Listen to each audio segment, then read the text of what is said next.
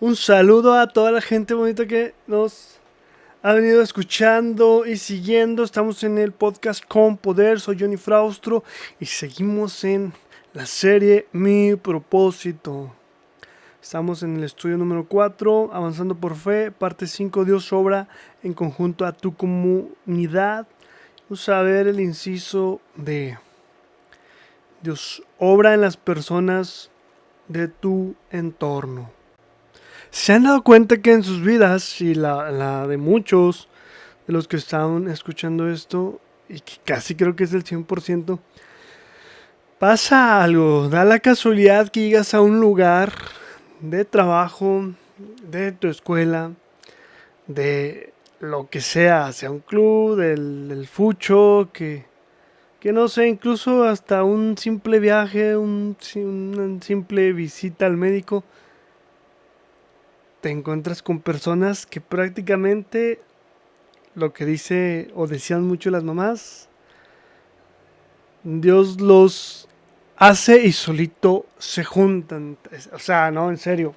Está tremendo porque aunque su carácter fuera bien diferente y uno sea bien fresa y otro bien pues más, como que más malandroso o algo así, ¿no? Se encajan tan bien por algo que los une, ¿no? Y está tremendo. Y esto no es por nada, pero Dios los hace y yo creo que, que no es por nada, pero Dios te lleva a lugares que realmente te está juntando con personas que encajan contigo, pero de la forma más perfecta, es una perfección de belleza terrible. Y me da mucha risa porque, híjole, no, es como que Dios ya sabe, ¿no? Lo que va a pasar y ahí andamos en una escuela y me tocó en la prepa. En la prepa yo presento para una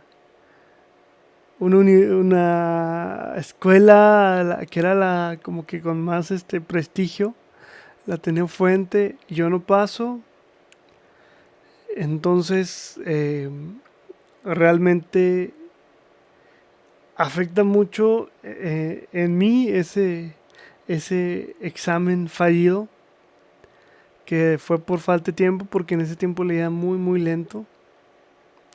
Después pude tener mi venganza, lo volví a presentar, casi era lo mismo para entrar a universidad y lo pasé con el quinto lugar de ahí de tres que presentamos. No es cierto.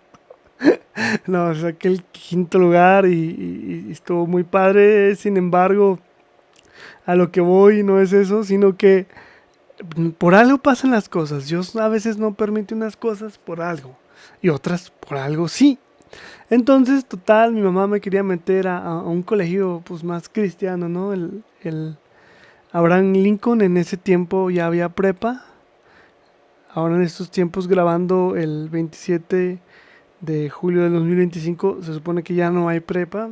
Qué triste, era una muy buena ambiente recomendable para el crecimiento de los jóvenes de una forma natural y saludable, y aún con los riesgos que hay dentro de la juventud, y todo muy padre, pero yo no quería ir ahí. Entonces para mí fue una molestia de la cual un amigo que estuve con él en sexto año llegó a estar también ahí, se burlaba de mí, no, que no querías estar ahí. Y él sabía antes de llegar que yo no quería estar ahí. Y él me decía, no, hombre, métete porque él está en la secundaria ahí.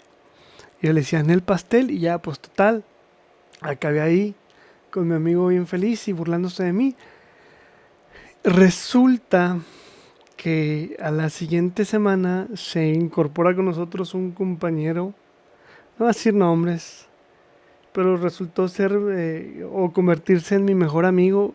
Pero el día que llega, ya ni me acuerdo qué pasó, pero me cayó mal. Fue pues sí, se comportó bien malandrosamente contra el maestro. Y yo así como que, ¿qué le pasa a este? y el maestro dijo algo, eh, mm, un poquito pues como para romper el hielo, no le faltó respeto ni nada, pero él lo tomó acá bien defensivo y muy braviado. Y yo me sentí, ¿qué quiere? Bien malandro. Y dos compañeros al lado también pensaron parecido. Total, resulta que esta personilla en la prepa nos hicimos muy, muy unidos. Eh, Fue uno de mis mejores amigos, hablando de toda la prepa, parte de la carrera, porque no estuvimos ya en la misma universidad. Él tiene otra carrera diferente a la mía, pero fue con la persona con la que crecí espiritualmente hasta llegar ahora sí que a la preparación de un entrenamiento de liderazgo pastoral y todo ese rollo.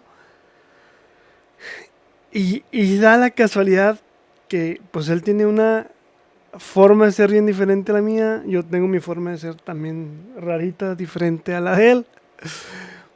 Sí, yo soy muy racional, muy diferente. Él más espontáneo, bien abierto y bien ocurrente. Yo bien estudioso. Él no es de las personas que quieren estar sentadas aprendiendo. Era una persona más hiperactiva y más de aprender haciendo las cosas. Total, bien diferentes, pero Dios nos une a tal punto que cada cosa que hacíamos estaba tremendísima. O sea, era diversión a donde íbamos, era hacer cosas para la iglesia que daba su fruto. Incluso compartimos, que fue varios, creo que fueron como 3 4 eventos como misioneros, donde llenábamos camiones de niños y lo hacíamos tremendo. Y íbamos en equipo y ahí incluye hay otros camaradas muy, muy, muy, muy padre que fue esa parte de mi vida, el crecimiento espiritual. Pero en serio, cuando lo veo, realmente ya me cayó mal, no lo conocía, obviamente. Sentí una mala primera impresión de una persona así como, pues malandrosa, peleonera, revoltosa y creída y nada que ver. O sea, todo lo contrario. Me dejé llevar por la primera hoja del libro y no se veía tan padre, pero resultó que se convirtió en mi mejor amigo. Pasamos unos de los mejores años de toda mi vida. Parte de toda la prepa íbamos al gym juntos, estudiábamos juntos, evangelizábamos juntos, arrancamos iglesias juntos, uníamos su iglesia de Ramos y la mía de Mirasierra en Saltillo. Y trabajamos bien padre, pero Dios nos tuvo que pasar por cosillas. Él pasó por un tipo de bullying que le atacaban la motocicleta y le quitaban la bujía y le hacían cosas y decidió mejor cambiarse de escuela a la semana. Entonces, tremendísimo, ¿no? Sale. Así está mi historia de lo que vamos a ver. Dios sobra en las personas de tu entorno.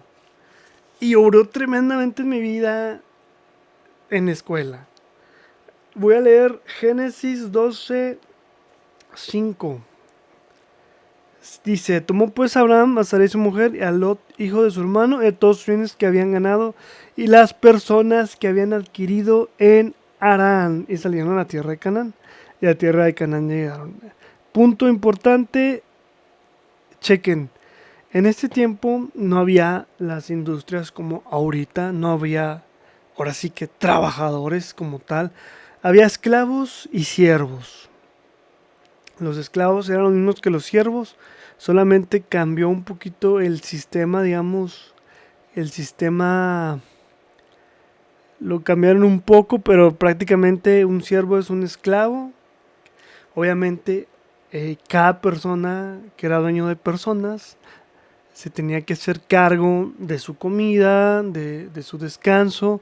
Obviamente trabajaban, eran personas y eran vendidas, eran más que objetos, era su fuerza, eran la fuerza de sus familias, porque antes no había las industrias, las marcas como la vemos hoy, pero sí había algo más cercano a lo que en tiempos ya de los caballeros, la Edad Media y todo eso, lo que llaman las familias, también le llaman las casas, que prácticamente era una marca.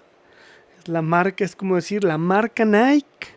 Tenemos al padre y todos sus hijos trabajando en todo su negocio y sus siervos haciendo los tenis. Y obviamente también había siervos para cada cosa, que la limpieza, que atendían a las personas y que cuidaban a los niños. Es prácticamente una empresa para la aplicación de nuestros días. Entonces Dios siempre nos coloca en los lugares donde nos va a usar, tanto para ser bendecidos como para bendecir a otros, sea el trabajo, sea la escuela, sea el gym, sea el club deportivo, la natación o alguna clase de pintura, manualidad, lo que sea. Esto es lo que representa el tener, ahora sí que las personas que habían adquirido son las personas que están en tu entorno. Vale, Mateo 5 14 y 10 dice, vosotros sois la luz del mundo, una ciudad asentada sobre un monte, no se puede esconder ni se enciende una luz y se pone debajo de un almud, sino sobre el candelero y alumbra a todos los que estaban en casa. Así alumbra vuestra luz delante de los hombres para que vean vuestras buenas obras y glorifiquen a vuestro Padre que está en los cielos. Este está tremendo porque no hay forma más poderosa de evangelizar a la persona que mostrarle tus acciones.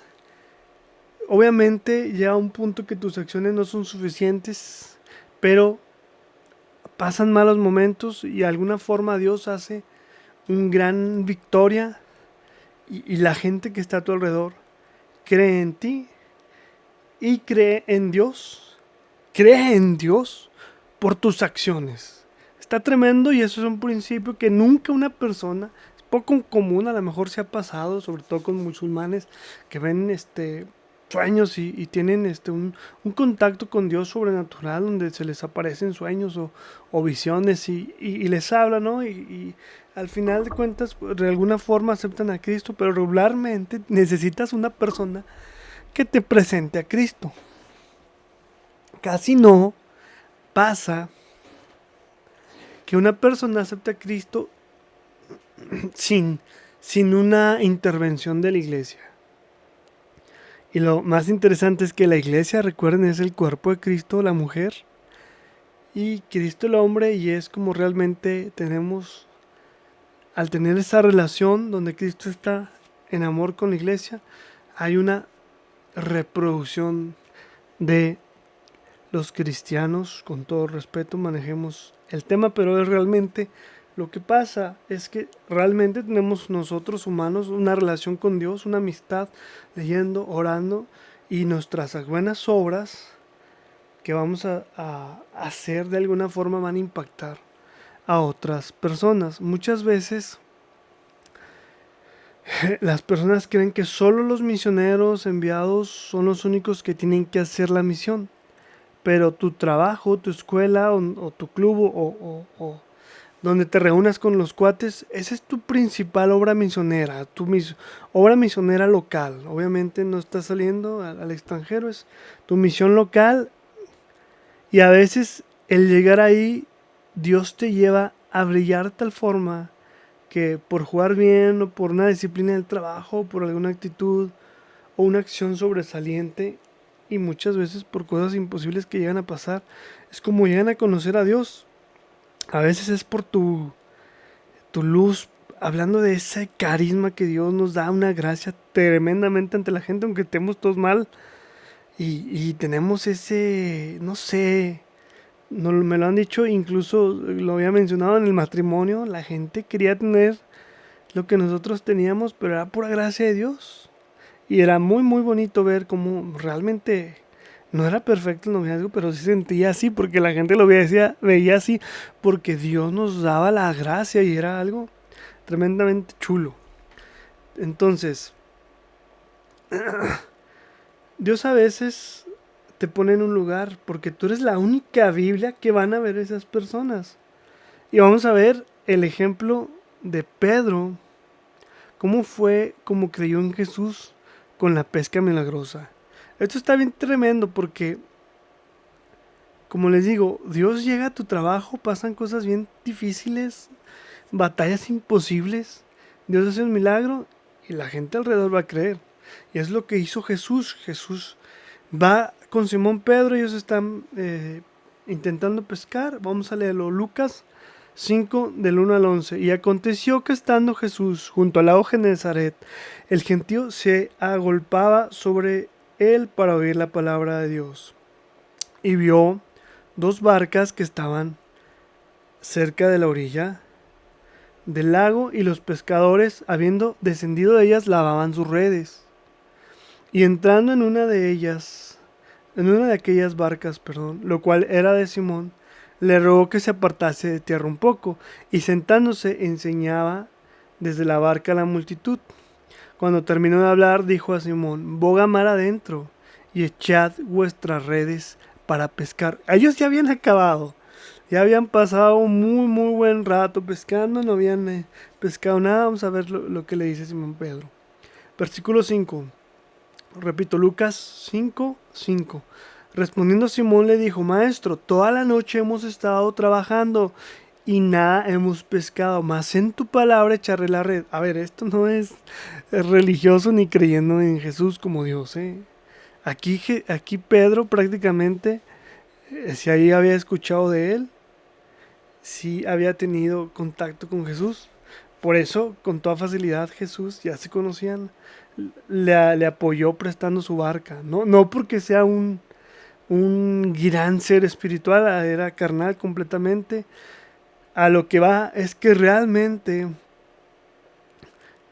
lo hace como, bueno, pues no es porque eres tú. Y ya le debía favores, porque ya le había sanado Jesús a su suegra. Y habiéndolo hecho, encerraron gran cantidad de peces. Voy a repetir: Maestro, toda la noche hemos estado trabajando y nada hemos pescado, mas en tu palabra echaré la red. 6. Y habiendo echado, encerraron gran cantidad de peces y su red se rompía. Entonces hicieron señas a los compañeros que estaban en la otra barca, que ahí entra los hijos de Zebedeo, Jacob y el discípulo amado Juan. Sigo leyendo, otra vez repito desde el 7. Entonces hicieron señas a los compañeros que estaban en la otra barca para que viniesen a ayudarles, y vinieron y llenaron ambas barcas de tal manera que se hundían. Versículo 8. Viendo esto, Simón Pedro cayó de rodillas ante Jesús, diciendo: apártate de mí, Señor, porque soy hombre pecador. Aquí empezó la transformación del Peter. Así es. Versículo 9. Porque por la pesca que habían hecho, el temor se había apoderado de él y de todos los que estaban con él. Y asimismo Jacobo y Juan, hijos de Zebedeo, que eran compañeros de Simón. Pero Jesús dijo a Simón: no temas, desde ahora serás pescador de hombre. Ese es el llamado, y cuando realmente inicia la fe de Pedro. Y cuando trajeron a tierra las barcas, dejándolo todo, le siguieron. Recuerden que es bien diferente el tiempo del Evangelio en estos tiempos donde no está Jesús en persona. Jesús estaba haciendo la iglesia y ahí estaba haciendo líderes, pero no todos son llamados a ser, ahora sí que, pastores y misioneros o apóstoles en este caso, que Jesús iba a escoger a Pedro como su principal líder, que iba a edificar su cuerpo, la iglesia. Pero está tremendo. El punto es, si se dan cuenta, históricamente Jesús era un carpintero. ¿Por qué? Porque históricamente los hijos tenían la misma profesión de los padres. Por eso, a lo que hablamos al principio, las casas, tú ya sabías que la casa de David era de los reyes. La casa de Zebedeo era de pescadores, sobre todo los que hacen las redes. La casa de Pedro era de pescadores, los que tiran las redes y jalan los pescados. O sea, hay detalles así. La casa de José, el padre de Jesús, era la carpintería, que realmente se dedicaba más a la construcción, porque en aquellos tiempos no había solo carpintería como tal. No estamos en estos tiempos donde se hacían sillas y mesas. Antes no se hacían como, oye, todavía ya no se hacen tal cual los muebles como, acá en Occidente. Es bien diferente la cultura, entonces prácticamente realmente se dedican a la construcción de pequeñas casas. Por lo tanto, pues es posible que ya cuando Jesús era grande, realmente tenían un poco más de estabilidad económica, e incluso algo de importancia en los pueblitos. Entonces, obviamente Jesús llegó a la barca, se mete en la vocación de Pedro.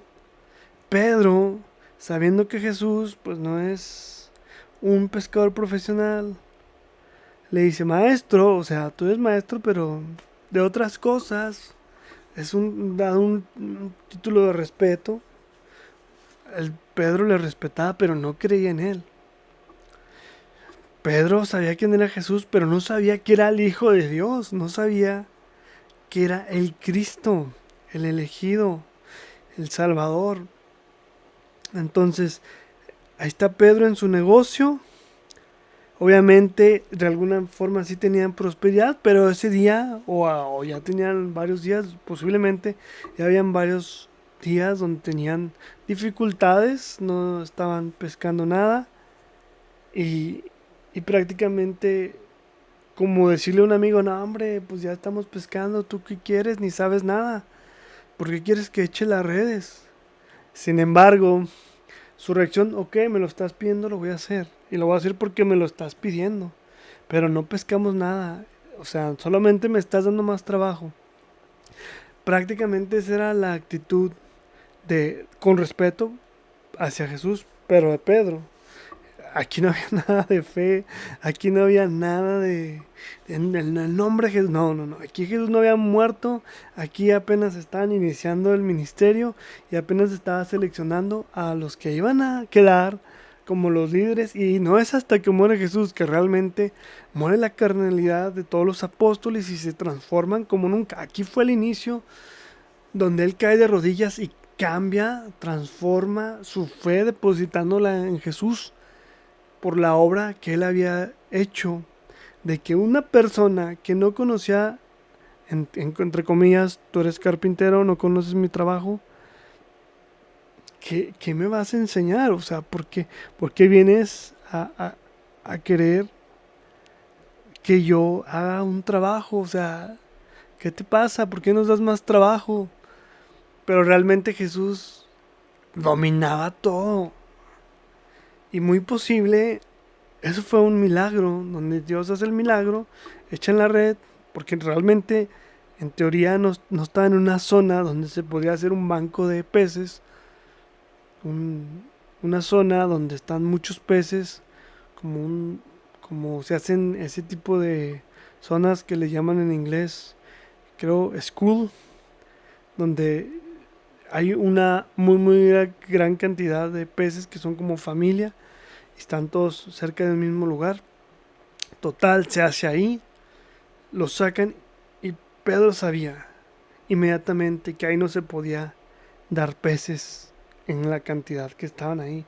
Si acaso se podían encontrar unos cuantos peces que habían ido ahí a nadar por otros rumbos, a explorar, etcétera, o buscando comida, o se los había llevado las corrientes marinas. Entonces, entiende rápidamente Pedro que eso es imposible, que esta persona que entró a su trabajo obviamente era Dios y sabía más que él. Entonces, obviamente Pedro toda su vida ha sido un pescador profesional. ¿Quién le podía enseñar? Obviamente solo el que creó los cielos y la tierra. Solo Jesús puede hacer eso. Y por eso creyeron en él. Entonces depositaron su fe ahí tremendamente. Tremendamente Pedro deposita su fe a través de esta pesca milagrosa. Y hubo dos pescas milagrosas. Ahí deposita su fe. Pero también otra cosa, cuando Jesús muere, no creían en él. Incluso se les aparece a varios discípulos y no lo pueden reconocer porque estaban velados sus ojos. Entonces, Dios, Jesús, usa otra vez el mismo llamado para llevarlo no solo a empezar su fe, ahora Pedro iba a empezar su ministerio. Y son las últimas palabras que le dice, que pastorea sus ovejas 3 veces, se lo dice Pedro, pero vamos a ver la reacción. Ahora sí que, ¿por qué? Porque cuando Jesús murió, él era el Mesías prometido. Ellos pensaban que iba a hacerse de un ejército, destruir a los romanos y dar libertad del dominio romano, tener venganza de sus enemigos. Era una forma de que todos los judíos en ese momento esperaban. Y sí fue así, pero de forma espiritual. Sin embargo, Dios se le había prometido algo así. Y entonces cuando muere, imagínense, pues siempre no era, volvámonos a la realidad. Fue muy bonito mientras duró, pero regresamos a la realidad. Vamos a pescar y echarle ganas porque vamos a regresar a nuestro estilo de vida que habíamos cambiado por seguir a Jesús, pero pues ya se nos fue. Era así la forma de pensar de varios de los discípulos. Cada quien iba a regresar a su vocación que tenían. Entonces Juan 21, 1 al 11 dice, y después de esto Jesús se manifestó otra vez a sus discípulos junto al mar en Tiberias y se manifestó de esta manera. Versículo 2, estaba Juan juntos, repito. Versículo 2, estaban juntos Simón Pedro, Tomás llamado Dídimo, Natanael el de Canaán de Galilea, los hijos de Zebedeo y otros 2 de sus discípulos. Simón Pedro les dijo, voy a pescar. Ellos le dijeron, vamos nosotros también contigo. Fueron, entraron en una barca y aquella noche no pescaron nada. Igualita la misma escena, ¿no? Cuando ya iba amaneciendo, se presentó Jesús en la playa, mas los discípulos no sabían que era Jesús y les dijo, hijitos, ¿tenéis algo de comer? Le respondieron, no. Él dijo, echad la red a la derecha de la barca y hallaréis. Entonces le echaron y ya no los podían sacar por la gran cantidad de peces. Entonces aquel discípulo a quien Jesús amaba dijo a Pedro, es el Señor. Simón Pedro, cuando oyó que era el Señor, se ciñó la ropa porque se había despojado de ella y se echó al mar, y los otros discípulos vinieron con la barca arrastrándola a la red de peces, pues no distaban de tierra sino como 200 codos. Y otra vez otra pesca milagrosa y otra vez lo mismo, no habían encontrado nada, ya habían dado por vencido, estaban regresando y Jesús les dice, hey, ve para acá y echa la red. Y fueron y hicieron como Jesús había dicho, y otra vez, otra pesca milagrosa. Y rápidamente es cuando reconocieron, conectando Juan, que era pues el Señor, que se les había aparecido a María Magdalena y a otros discípulos. Y es así que pudieron reconocer otra vez donde pues Dios estaba prácticamente llamándolos, pero al su siguiente nivel.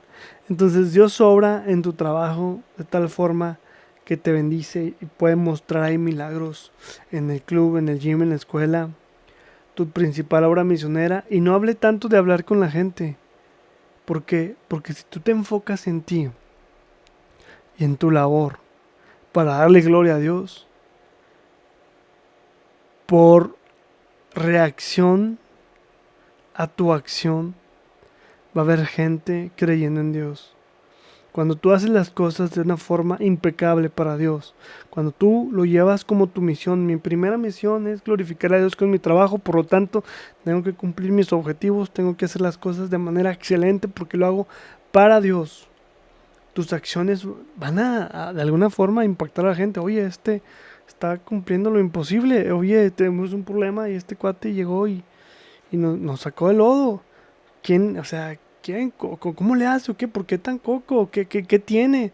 Más te conocen, ven tu carisma, ven lo que hace Dios en tu vida y van a preguntar, ¿qué tienes? Quiero saber lo que tú tienes. ¿Por qué la felicidad? ¿Por qué el gozo?